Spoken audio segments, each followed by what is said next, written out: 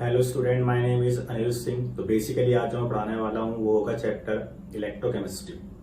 Electrochemistry start करने से पहले मैं कुछ उसकी बेसिक बातें आपको बता दूं ताकि आपको आगे की कहानी भी समझ में आ जाए। प्रीवियस लेक्चर मैंने आपको जो पढ़ाया था दैट इज सॉल्यूशन चैप्टर। तो आज जो हम बेसिकली शुरू करेंगे दैट इज इलेक्ट्रोकेमिस्ट्री। देखें, इलेक्ट्रोकेमिस्ट्री बेसिकली दो पार्ट से मिलकर बना है। ठीक, एक तो ये हाफ पार्ट हो गया और एक ये हाफ पार्ट हो गया। इलेक्ट्रो का मतलब बेसिकली क्या होगा? इलेक्ट्रिकल एनर्जी, जिसको मैं शॉर्ट हैंड में बोल सकता हूं ईई। तो कहीं भी अगर मैंने ईई लिखा है तो आप समझ जाना कि हम बात कर रहे हैं किसकी? इलेक्ट्रिकल एनर्जी की। ठीक, सेम एज लाइक केमिस्ट्री का जो मीनिंग है दैट इज केमिकल एनर्जी, जिसको मैं शॉर्ट हैंड में बोल सकता हूं सी और ये ई। तो बेसिकली जो ई है और जो सीई है, इन दोनों के कॉम्बिनेशन से क्या बना है? इलेक्ट्रोकेमिस्ट्री। ठीक, अब ध्यान रखना कि इलेक्ट्रोकेमिस्ट्री में इन दोनों का इंटर कन्वर्जन होता है, यानी इलेक्ट्रिकल एनर्जी केमिकल एनर्जी में चेंज होगी और केमिकल एनर्जी इलेक्ट्रिकल एनर्जी में चेंज होगी। तो ये दोनों आपस में इंटर कन्वर्ट होते रहते हैं। तो आई थिंक यहां तक बात आपको समझ में आ गई होगी। दूसरी बात, अगर मैं बात करता हूं इलेक्ट्रोकेमिस्ट्री की, तो हम इसको दो पार्ट में पढ़ने वाले हैं। ठीक है, एक हमारे पास होगा इलेक्ट्रोलिटिक कंडक्शन, एक तो हम ये पढ़ेंगे। ठीक है, दूसरा हम पढ़ेंगे इलेक्ट्रोकेमिकल सेल।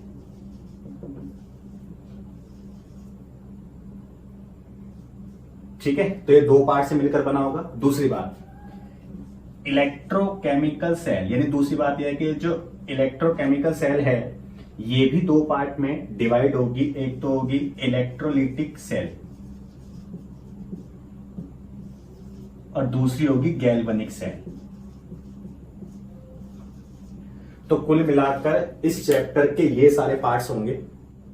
तो फिलहाल अगर मैं बात करता हूं, ये जो पार्ट्स होंगे ये आगे जाके हम पढ़ेंगे। आज जो मैं पढ़ाने वाला हूं वो थोड़ा बहुत इसके बारे में पढ़ाने वाला हूं कि इसके अंदर हम क्या क्या टॉपिक पढ़ने वाले हैं। दूसरी बात, इलेक्ट्रिकल एनर्जी केमिकल एनर्जी ये दोनों आपस में इंटर कन्वर्ट हो रहे हैं। तो क्यों ना मैं इसको थोड़ा सा यहीं आपको बता दूं ताकि आपको याद रहे। देखें, इलेक्ट्रोलिटिक सेल में जो इलेक्ट्रिकल एनर्जी है वो चेंज होती है केमिकल एनर्जी में, इतना आप ध्यान रखोगे। गैल्वेनिक सेल में केमिकल एनर्जी चेंज होती है इलेक्ट्रिकल एनर्जी में, ये आप ध्यान रखोगे। तो अभी के लिए आप इतना ही ध्यान रखोगे। ध्यान रखना कि इलेक्ट्रोलिटिक सेल में जो इलेक्ट्रिकल एनर्जी है ये केमिकल एनर्जी में चेंज होती है। गैल्वेनिक सेल में जो केमिकल एनर्जी है वो इलेक्ट्रिकल एनर्जी में चेंज होती है। तो ये दो बातें आप ध्यान रखना अभी के लिए। बाकी जिस दिन मैं ये टॉपिक पढ़ाऊंगा तब आपको अच्छे से समझ में आ जाएगा। आज जो हम बेसिकली पढ़ेंगे वो ये टॉपिक होगा। ठीक है, तो आप ध्यान रखना। इस टॉपिक के अंदर स्टार्ट करते हैं। मैं आपको कट टू कट सारी बात बताऊंगा, रटने की कोई नीड नहीं है। आपको पर्टिकुलर टॉपिक की अगर मेन बात पता लग गई तो डेफिनेशन याद करने में भी कोई प्रॉब्लम नहीं आएगी। देखें, तो इससे पहले कि मैं इसमें जस्ट आगे बढ़ूं, आपको एक बात का ध्यान रखना है कि जो करंट फ्लो होता है, करंट फ्लो किस चीज की वजह से होता है ये आप ध्यान रखोगे। एक तो हमारे पास होता है मूवमेंट ऑफ द इलेक्ट्रॉन्स। जो इलेक्ट्रॉन्स होते हैं उनके घूमने की वजह से करंट फ्लो होता है, जैसा आपने देखा होगा मेटल्स की बात करें तो। ठीक है, सेकंड, मूवमेंट ऑफ आयंस। तो आयंस के घूमने की वजह से भी करंट फ्लो होता है। ठीक है, तो ये बात आप ध्यान रखोगे कि इस चैप्टर के अंदर जो बेसिकली हम बात करने वाले हो किसकी होगी? आयंस की होगी। यानी आयंस के घूमने की वजह से करंट फ्लो होगा। और आयंस कहां से मिलेंगे भी ध्यान रखना। आयंस मिलेंगे इलेक्ट्रोलाइट से। ये सबने 11वीं में पढ़ा होगा कि इलेक्ट्रोलाइट क्या होते हैं? वो होते हैं जिनके एक्वस सॉल्यूशन में से करंट पास आउट हो सके। तो बेसिकली ये प्लस माइनस में ब्रेक हो जाते हैं, यानी आयंस में ब्रेक हो जाते हैं। जैसे मान के चलें आपके पास NaCl है, KCl है, CaCl2 है, एक्सेट्रा। तो ये सारे के सारे क्या कहलाते हैं, इलेक्ट्रोलाइट कहलाते हैं। मींस इनके एक्वस सॉल्यूशन में से करंट पास आउट हो जाता है। तो फिलहाल मैं इसमें डिस्कस ज्यादा नहीं कर रहा, 11वीं का टॉपिक है। फिलहाल जो हम शुरू करने वाले हैं फर्स्ट टॉपिक वो देखें, ये बात आप ध्यान रखोगे, ठीक है। तो पहला तो हमारे पास होता है that is conductance. Her book में इसका सिंबल अलग अलग दिया होगा, बट ये ध्यान रखना यहां जो इसका सिंबल मैं ले रहा हूं वो है जी। देखें, आपने फिजिक्स में पहले एक टर्म पढ़ा होगा that is Ohm's law, V equal to IR। तो फिलहाल मैं उसकी बात नहीं कर रहा, वो आपको जनरली नोन है। तो पहला टॉपिक हम कंडक्टेंस से शुरू कर रहे हैं। सिंबल मैंने सा क्या लिया है, कैपिटल G लिया है। देखें, ये सभी को नोन है। मान के चले मेरे पास कोई सैंपल का एक्वस सॉल्यूशन है, ठीक है। यानी जनरली मैंने इसमें क्या लिया है, इलेक्ट्रोलाइट लिया है जो आयंस में ब्रेक होगा, ठीक। मैंने इसमें से करंट पास आउट किया, तो अगर ये एक्वस सॉल्यूशन करंट को पास आउट होने दे रहा है, यानी ये वाला जो सॉल्यूशन है वो कौन होगा, कंडक्टर होगा, यानी करंट फ्लो करेगा। अब दूसरी बात, इस सॉल्यूशन का भी तो कुछ ना कुछ नेचर होगा कि वो इस करंट को फ्लो होने दे या ना होने दे। यानी मान के चलें अगर ये सॉल्यूशन जो आपके पास है इसे अपोज करता है कि मैं करंट को पास आउट नहीं होने दूंगा, that is known as resistance यानी R। इसका मतलब है करंट जब मैं फ्लो करूंगा इस बीकर में से, तो इस बीकर में जो आपने सैंपल लिया है उसकी मर्जी है कि वो करंट को ज्यादा पास आउट होने देगा या कम पास आउट होने देगा, ठीक है। यानी ये सॉल्यूशन इस करंट को अपोज करता है। अपोज का मतलब बेसिकली क्या होने वाला है, रेजिस्टेंस, यानी सिंबल क्या है, R। अब सोचें, जो करंट आप पास आउट कर रहे हो, ये रेजिस्टेंस जितना ज्यादा होगा, यानी ये जितना ज्यादा इसको अपोज करेगा, करंट उतना कम फ्लो होगा। और ये सॉल्यूशन जितना कम अपोज करेगा, करंट उतना ज्यादा फ्लो होगा। इसका मतलब करंट का जो फ्लो होना है वो कहीं ना कहीं किसके ऊपर डिपेंड है, सॉल्यूशन के नेचर के ऊपर। ये सॉल्यूशन जितना ज्यादा अपोज करेगा, करंट उतना कम फ्लो होगा। ये सॉल्यूशन जितना कम अपोज करेगा, करंट उतना ज्यादा फ्लो होगा। इसका मतलब जो कंडक्टेंस है यानी जो G है वो इनवर्स है किसका, रेजिस्टेंस का यानी R का। तो आपको बात समझ में आ गई होगी, जितना रेजिस्टेंस ज्यादा होगा करंट उतना कम फ्लो होगा। तो बात करते हैं अगर इसकी यूनिट की, तो देखें यूनिट क्या होगी। यूनिट की बात करें तो G is equal to 1/R। R क्या है, रेजिस्टेंस, सबने इसकी यूनिट पढ़ी होगी दैट इज ओम। तो ये हो गया ओम, या इसको मोह भी बोलते हैं, ठीक है। ओम ऊपर आ जाएगा तो क्या हो जाएगा, ओम इनवर्स, ठीक। इसका मतलब G की जो यूनिट हो गई दैट इज ओम इनवर्स हो गई, या फिर हम इसको बोल देते हैं S। तो बेसिकली S जो है इसका मीनिंग क्या है, साइमन। तो यूनिट आप ध्यान रखोगे कि कंडक्टेंस की जो यूनिट होती है दैट इज ओम इनवर्स या फिर साइमन। साइमन का जो सिंबल होता है दैट इज S, ठीक। तो आई थिंक ये बात आपको समझ में आ गई होगी, that is first topic of conductance, ठीक। तो सेकंड टॉपिक हम शुरू करते हैं। अगर आप इसको राइट डाउन करना चाहते हो तो वो भी कर सकते हो, या स्क्रीनशॉट लेना चाहते हो तो ले सकते हो। हालांकि कोई नीड नहीं है, आपको समझ में आ गया होगा। देखें, तो सेकंड जो हमारे पास टॉपिक है दैट इज स्पेसिफिक रेजिस्टेंस, या फिर हम इसको बोलते हैं रेजिस्टिविटी। रेजिस्टिविटी थोड़ा सा ज्यादा फेमस है, आप ध्यान रखोगे इसका जो सिंबल होता है दैट इज रो, ठीक है। देखें, सबने पढ़ा होगा कि जो रेजिस्टेंस है वो डायरेक्टली होता है किस चीज के, लेंथ के, और इनवर्स होता है क्रॉस सेक्शन एरिया के, ठीक। डायरेक्टली का जो साइन है वो हटके कांस्टेंट आ जाएगा दैट इज रो। तो ये हो गया रो L/A, ठीक। इसका मतलब जो रो है, अगर मुझे रो की वैल्यू चाहिए तो A यहां जाएगा और L नीचे आ जाएगा, यानी R इंटू A यहां गया, L नीचे आ गया, इज इक्वल टू रो। तो एक्चुअली रो मुझसे बनता नहीं है, बट फिर भी आप ध्यान रखना ये रो है, ठीक है। तो फिलहाल R into A/L that is rho. तो ये आ गया रो की वैल्यू, ठीक। अब आपको यहां से क्या क्या चीजें ध्यान रखनी है वो आप अच्छे से समझना, ताकि आपको इसकी डेफिनेशन याद करने में कोई प्रॉब्लम नहीं आए। देखें, अगर डेफिनेशन की बात करें तो यहां से यार देखें, अगर मैं लेंथ ले लूं 1 सेंटीमीटर, ठीक है, metre, area of cross section ले लूं 1 सेंटीमीटर स्क्वायर, तो अगर लेंथ में 1 सेंटीमीटर ले लूं और एरिया ले लूं 1 सेंटीमीटर स्क्वायर, तो दोनों की वैल्यू 1 आ गई, यानी इस केस में दोनों इक्वल हुए, यानी रेजिस्टेंस इज इक्वल टू क्या हो गया, रेजिस्टिविटी। तो देखें रेजिस्टिविटी की जो डेफिनेशन है वो क्या होने वाली है, इसलिए मैं कह रहा हूं आपको कट टू कट बात आपको याद रखनी है, डेफिनेशन रखने की कोई नीड नहीं है। देखें जब लेंथ हो 1 सेंटीमीटर और एरिया हो 1 सेंटीमीटर स्क्वायर, यानी जो भी आपने सॉल्यूशन लिया है, ठीक, तो लेंथ अगर 1 सेंटीमीटर और एरिया अगर 1 सेंटीमीटर स्क्वायर हो तो उस केस में जो भी रेजिस्टेंस लगेगा उसको हम क्या बोलेंगे, रेजिस्टिविटी। तो आई थिंक ये बात आपको समझ में आ गई होगी कि अगर हम लेंथ 1 सेंटीमीटर और एरिया 1 सेंटीमीटर स्क्वायर ले लें तो जो भी रेजिस्टेंस लगेगा उसी को हम क्या बोलेंगे, रेजिस्टिविटी यानी रो। तो डेफिनेशन आपको क्लियर हो गई होगी। मैं लिख नहीं रहा हूं क्योंकि मेरा जो काम है वो आपको एक्सप्लेन करना है, लिखने का काम आप बाद में कर लेना। फिलहाल डेफिनेशन की नीड आपको नहीं है। अगर आपको स्पेसिफिक कट टू कट बात अगर आपको पता लग जाए तो फिर डेफिनेशन का कोई मतलब नहीं बनता। देखें यूनिट की बात करें तो यूनिट ऑफ रो, रो की यूनिट आप कैसे निकालोगे, रेजिस्टेंस यानी आर, आर का जो यूनिट है that is ohm, into area metre में या सेंटीमीटर में मान लो तो that is centimetre square upon length, length किस में हो गई, सेंटीमीटर में, इजिकल टू रो। ठीक, सेंटीमीटर से सेंटीमीटर कैंसिल हो गया तो क्या बच गया, ओम सेंटीमीटर, तो ये यूनिट किसकी हो गई, रो की। तो आई थिंक यहां तक बात आपको समझ में आ गई होगी। तो ये सेकंड टॉपिक हो गया फिनिश। अगर हम बात करते हैं न्यूमेरिकल की, तो न्यूमेरिकल जस्ट मैं अभी आपको कराऊंगा, ठीक है, एक एक करके कैसे कैसे न्यूमेरिकल सॉल्व होंगे। फिलहाल सेकंड पार्ट का अगर आप स्क्रीनशॉट लेना चाहते हो या राइट डाउन करना चाहते हो तो कर सकते हो। देखिए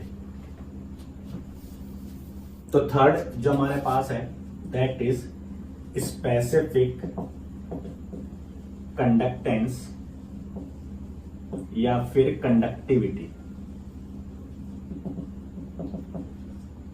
कंडक्टिविटी ज्यादा फेमस है, ये इतना फेमस नहीं है, बट जो स्पेसिफिक वर्ड है, स्पेसिफिक वर्ड ये हमें बताता है कि हमें किस स्टैंडर्ड जो वैल्यूज है वो रखनी है। जैसे मैंने भी पीछे रखी थी 1 सेंटीमीटर लेंथ रखी थी, एरिया 1 सेंटीमीटर स्क्वायर रखा था। ऐसी सेम केस है कि स्पेसिफिक का मतलब है जहां पे हम एक स्टैंडर्ड वैल्यू रखेंगे। ठीक, कंडक्टिविटी का जो सिंबल होगा दैट इज कप्पा, यानी के बनाना थोड़ा बड़ा सा। तो आपको समझ में आ रहा होगा जैसे कंडक्टेंस इनवर्स है रेजिस्टेंस का, same as like specific conductance reverse यानी अपोजिट होना चाहिए किसका, स्पेसिफिक रेजिस्टेंस का। तो बात क्लियर हो रही है आपको कि कंडक्टेंस इनवर्स है रेजिस्टेंस का, तो स्पेसिफिक कंडक्टेंस रिवर्स होना चाहिए स्पेसिफिक रेजिस्टेंस यानी रेजिस्टिविटी का। तो इसकी डेफिनेशन क्या होने वाली है कि ये रेसिप्रोकल होगा किसका, रेजिस्टिविटी का, यानी कप्पा इनवर्स होगा किसका, रो का। तो आई थिंक डेफिनेशन आपको समझ में आ गई होगी। फिर से क्लियर कर दूं अगर आपको समझ में नहीं आती है तो। जैसे मैंने G इजिकल टू 1/R लिखा था, G क्या था, कंडक्टेंस, R क्या था, रेजिस्टेंस। अगर मैं दोनों में स्पेसिफिक स्पेसिफिक लगा दूं तो ये डेफिनेशन बन जाएगी, यानी स्पेसिफिक कंडक्टेंस यानी कप्पा, स्पेसिफिक रेजिस्टेंस यानी रेजिस्टिविटी। तो कुल मिलाकर ये बात आपको अब समझ में आ गई होगी। दोनों नेम के आगे अगर मैं स्पेसिफिक लगा दूं तो ये डेफिनेशन बन जाएगी। ठीक, तो डेफिनेशन याद करने का तरीका है फिलहाल। तो डेफिनेशन क्या होने वाली है कि स्पेसिफिक कंडक्टेंस यानी conductivity is the reciprocal of resistivity. ठीक, दूसरी बात, रो आपने पढ़ा अभी क्या था, A into R upon L. Rho में से बनता नहीं बट फिर भी आप बना लेना, ठीक है। तो rho is equal to A into R upon L, rho की वैल्यू यहां पुट, तो ये क्या आ जाएगा, kappa is equal to 1 upon A into R upon L. ठीक, एल कहां आ जाएगा, ऊपर, तो kappa is equal to L upon A. क्या मैं इसको ऐसे लिख सकता हूं 1 अपॉन आर। ठीक, ये एल आ गया ऊपर तो ये हो गया एल अपॉन ए, और मैं इस आर को लिख सकता हूं 1 upon R separate. 1 upon R, फिलहाल मैं इसको ऐसे लिख देता हूं, ये बन गया केस 1 अपॉन आर किसके इक्वल है, जी के। तो मैं इसको ऐसे भी लिख सकता हूं, kappa is equal to L upon A into G. तो आप दोनों ही टर्म ध्यान रखोगे अगर आपको न्यूमेरिकल करने हैं तो कंडक्टिविटी यहां से भी निकाली जाएगी और यहां से भी निकाली जाएगी। ठीक, दूसरी बात, ये जो L अपॉन ए है इसको हम बोलते हैं सेल कांस्टेंट। फिलहाल मैं बात करूं, कप्पा क्या हो गया, कप्पा हो गया कंडक्टिविटी। ठीक, इजिकल टू एल अपॉन ए को बोलते हैं सेल कांस्टेंट, ठीक, इनटू जी को हम क्या बोलते हैं, जी को हम बोलते हैं कंडक्टेंस। तो ध्यान रखना ये मैं नेम लिख क्यों रहा हूं, क्योंकि कुछ न्यूमेरिकल ऐसे हैं जहां पे कंडक्टिविटी और सेल कांस्टेंट की वैल्यू दी हुई है, कंडक्टेंस की वैल्यू पूछ रहा है, मतलब ये सिंबल में ना दे के नेम में दिए में कंडक्टिविटी की वैल्यू ये है, कप्पा नहीं दिया, कंडक्टिविटी की वैल्यू ये है, सेल कांस्टेंट एल अपॉन ए नहीं, सेल कांस्टेंट की वैल्यू ये है। तो कुल मिलाकर नेमिंग से न्यूमेरिकल दिया हुआ है, इसलिए आप ध्यान रखोगे कि कंडक्टिविटी इज इक्वल टू क्या होता है, सेल कांस्टेंट इनटू कंडक्टेंस। ठीक, दूसरी बात, एल अपॉन ए को हमने क्या नाम दिया है, एल अपॉन ए को हमने नाम दिया है सेल कांस्टेंट, ठीक, और एल अपॉन ए यानी सेल कांस्टेंट का सिंबल होता है जी स्टार, तो ये आप ध्यान रखना, यानी एल अपॉन ए जो सेल कांस्टेंट है उसका जो सिंबल है दैट इज जी स्टार। तो ये हो गया हमारे पास टॉपिक फिनिश। जो बच जाता है वो आपके पास क्या है, कप्पा की यूनिट। तो यूनिट और देखें, तो यूनिट ऑफ कप्पा, यूनिट की बात करें तो ये kappa is equal to L upon A, L का मतलब लेंथ, तो जैसे मैंने मान लिया सेंटीमीटर में है, upon area centimetre square into 1 upon R, 1 upon R, R का मतलब ओम हो जाएगा, ठीक, 1 सेंटीमीटर से 1 सेंटीमीटर कैंसिल हो गया, तो kappa is equal to 1 upon centimetre बचा इंटू 1 अपॉन ओम बचा, ठीक। ये दोनों अगर ऊपर आ जाएंगे तो इनवर्स हो जाएंगे, तो ओम इनवर्स और सेंटीमीटर इनवर्स, और ओम इनवर्स अभी आपने पढ़ा था साइमन होता है, तो दैट इज साइमन पर सेंटीमीटर। तो कुल मिलाकर कप्पा की यूनिट क्या हो गई, साइमन पर सेंटीमीटर। हाँ, अगर मैंने सब कुछ मीटर में रखा होता तो कप्पा की यूनिट साइमन पर मीटर भी हम लिख सकते थे। इसका मतलब है कप्पा की यूनिट या तो साइमन पर सेंटीमीटर लिखोगे या फिर साइमन पर मीटर लिखोगे, ठीक। तो आई थिंक ये टॉपिक आपको समझ में आ गया होगा। डेफिनेशन रटने की नीड नहीं है, जो फॉर्मूला निकल के आया है वो ही डेफिनेशन है।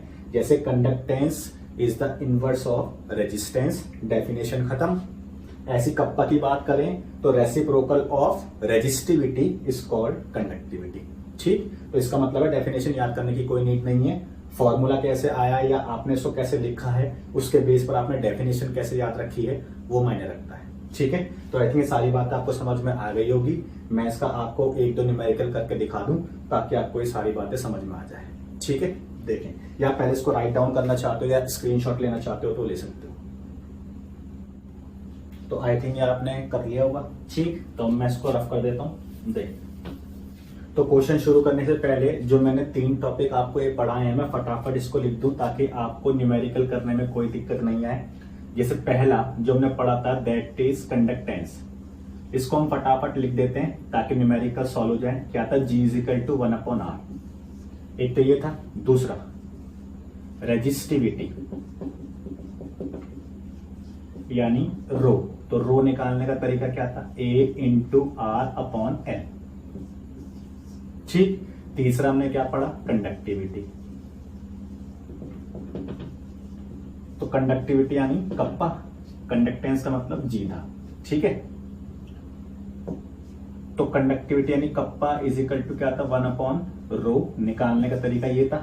दूसरा क्या था, kappa is equal to A upon L into 1 upon R, एक तरीका ये था, L upon A,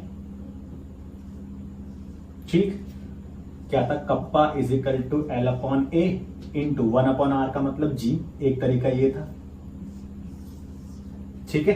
L upon ए को हम क्या बोलते हैं, सेल कांस्टेंट यानी G star is equal to L upon A. तो अब हम न्यूमेरिकल शुरू करते हैं। आपको इन सब में से किसी की भी नीड पड़ सकती है इसलिए मैंने इनको लिख दिया है पहले, ठीक है। देखें, तो क्वेश्चन आपके पास कुछ ऐसा है, the electrical resistance of a column of 0.05 m NaOH, solution of diameter 1 centimeter and length 50 centimetre is 5.5 into 10 की पावर 3 ओम। कैलकुलेट। तो आपको क्या क्या निकालना है, ठीक है। पहला आपको निकालना है रेजिस्टिविटी, एक तो आपको ये निकालना है, और दूसरा आपको निकालना है कंडक्टिविटी। तो ये दो चीजें आपको निकालनी है, ठीक है। रेजिस्टिविटी का मतलब क्या है, बेसिकली रो आपको निकालना है, ठीक। कंडक्टिविटी का मतलब क्या है, आपको कप्पा निकालना है, ठीक है। तो कुल मिला के दो चीजें आपको निकालनी है। अब एक बात सोचो, रो और कप्पा के बीच जो रिलेशन है वो ये रहा, यानी अगर मुझे इनमें से किसी एक की वैल्यू पता लग जाए तो दूसरे की वैल्यू इनवर्स हो जाएगी, यानी 1 में आ जाएगी। तो कुल मिलाकर इन दोनों में से मुझे पहले एक की वैल्यू चाहिए, तो वो मुझे पता लगेगा डाटा को देख के कि मुझे कौन सा केस यूज करना पड़ेगा, ठीक है। देखें, मोलैरिटी दी है 0.05, मोलैरिटी दी है 0.05। मोलैरिटी का यहां पे अभी कुछ भी लेना देना नहीं है, तो इसका मतलब इसका यूज नहीं होगा, ठीक। दूसरी बात, डायमीटर दिया है कितना, 1 सेंटीमीटर, तो डायमीटर हो गया 1 सेंटीमीटर, ठीक। और लेंथ दी है 50 सेंटीमीटर, यानी एल दिया है 50 सेंटीमीटर, तो लेंथ तो कहीं ना कहीं यूज हो रही है, ठीक। दूसरी बात, रेजिस्टेंस जो दिया गया है इतने NaOH सॉल्यूशन का, इतना डायमीटर का, इतना लेंथ का, इतना, यानी जो रेजिस्टेंस है वो इतना दिया गया है। ओम यूनिट से आप इसको पहचान सकते, नहीं तो पूरा पढ़ोगे तो भी समझ में आ जाएगा। तो कुल मिलाकर रेजिस्टेंस की वैल्यू है 5.5 इंटू 10 की पावर 3, ठीक। चलो सारी वैल्यू हो गई। मोलैरिटी यहां पे नहीं है, इसे हटा दो, एल हो गया, आर हो गया, यानी अगर मैं कप्पा और रो का जो रिलेशन है वो अगर यहां से देखूं तो मुझे एल पता है, ठीक, आर पता है, तो ये दोनों वैल्यू पता है। ये जो डायमीटर 1 सेंटीमीटर है, ठीक है, यहां से मुझे ए निकालना पड़ेगा, तब जाके कप्पा की वैल्यू आ जाएगी, ठीक। अब निकालना कैसे देखें, डायमीटर 1 सेंटीमीटर दिया है तो रेडियस इसका हाफ हो जाएगा डायमीटर का, यानी R इजिकल टू डी की वैल्यू क्या होगी, यानी जो डायमीटर है 1 हो गया अपॉन 2, यानी 0.5। तो कुल मिलाकर जो रेडियस आपके पास आ गया वो कितना आ गया, 0.5 आ गया। अब मुझे यहां से निकालना क्या है, बेसिकली एरिया, तब जाके मेरी कप्पा की वैल्यू यानी जो कंडक्टिविटी है वो मेरी निकल के आ जाएगी, ठीक। तो कुल मिलाकर एरिया की बात करें, आपके पास कौन है, कॉलम, तो कॉलम के लिए जो एरिया होता है that is pi R square. Pi की वैल्यू कितनी होती है, 3.14, ठीक, या फिर 22/7 आपको पता ही है, इंटू रेडियस का स्क्वायर यानी 0.5 का स्क्वायर, ठीक है। तो कुल मिलाकर ये वैल्यू आ गई किसकी, एरिया की। मैं इसको कैलकुलेट अभी नहीं कर रहा हूं, फिलहाल मैं आपको सिर्फ इतना बता रहा हूं कि न्यूमेरिकल आपको कैसे सॉल्व करना है, बाकी जो कैलकुलेशन वाला पार्ट है वो आप खुद भी कर सकते हो, ठीक है। देखें, तो एरिया की वैल्यू ये आ गई। अब कुल मिलाकर सारी वैल्यूज आपके पास आ गई। लेंथ तो आपके पास थी, वो यहां पुट हो जाएगी, एरिया आपके पास ये आ चुका है, वो यहां पुट हो जाएगा, रेजिस्टेंस आपको दिया गया है वो यहां पुट हो जाएगा, तो कप्पा की वैल्यू आ जाएगी। मैं आपको पुट करके दिखा देता हूं, ठीक है। देखें, तो कुल मिलाकर हमारे पास क्या हो गया, kappa is equal to L upon A into 1/r। तो कप्पा इजिकल टू लेंथ कितनी हो गई, 50 अपॉन एरिया हो गया ये, यानी 3.14 इंटू 0.5 का स्क्वायर इंटू 1/r। तो r आपके पास कितना है, 5.5 इंटू 10 की पावर 3, ठीक। तो कुल मिलाकर कप्पा इजिकल टू हो गया 50 अपॉन 3.14 इंटू 0.5 का स्क्वायर इंटू 1/5.5 इंटू 10 की पावर 3। तो कुल मिलाकर यहां से अब आप इसको सॉल्व कर सकते हो, तो यहां से कप्पा की वैल्यू आ जाएगी। तो फिलहाल कप्पा की यूनिट आपको मैंने बताई थी साइमन पर सेंटीमीटर या फिर साइमन पर मीटर, कुछ भी रख सकते हो, बट यहाँ पे डाटा क्योंकि सेंटीमीटर वाला है, सेंटीमीटर वाला अगर डाटा है तो कुल मिलाकर कप्पा की जो यहां से वैल्यू निकल के आएगी वो साइमन पर सेंटीमीटर में आएगी। ठीक है, तो आई थिंक ये बात आपको समझ में आ गई होगी। तो कुल मिलाकर हमारा एक पार्ट निकल के आ गया। ठीक, चलो, तो कप्पा की वैल्यू निकल के आ गई, तो अब मुझे किसकी वैल्यू चाहिए, रेजिस्टिविटी की, यानी रो की। तो आपको दिख रहा है कि कप्पा और रो एक दूसरे के इनवर्स होते हैं, तो यहां से आप इस रो की वैल्यू भी निकाल सकते हो, यानी rho is equal to 1 upon kappa. Kappa की वैल्यू ये पूरी है, ये पूरी वैल्यू यहां आ जाएगी। ठीक, तो मैं इसको यहां रख के दिखा देता हूं ऊपर, ये आपको पता ही है। ठीक है, पहला वाला पार्ट तो मैं इसको रफ कर देता हूं। देखें, तो ये हो गया rho is equal to 1 upon kappa. ठीक, तो rho is equal to 1 upon kappa की वैल्यू ये रही पूरी, तो ये वैल्यू कहां जाएगी, नीचे, यानी 50 अपॉन 3.14 इंटू 0.5 का स्क्वायर इंटू 1 अपॉन 5.5 इंटू 10 की पावर 3। ठीक, तो यहां से आप इस रो की वैल्यू निकाल सकते हो। ये दोनों जो वैल्यूज हैं ये आ जाएंगी ऊपर और 50 रहेगा नीचे, तो यहां से आप इसको सॉल्व करके रो की वैल्यू निकाल सकते हो। तो ये हो गया हमारे पास न्यूमेरिकल, दो टॉपिक हमने इसमें यूज कर लिया, रो भी यूज कर लिया, कप्पा भी यूज कर लिया। तो आई थिंक ये सारी बात आपको समझ में आ गई होगी। अगर आपको कोई भी डाउट हो इस टॉपिक पे बेस्ड, तो आप मुझको कमेंट बॉक्स में लिखकर बता सकते हो।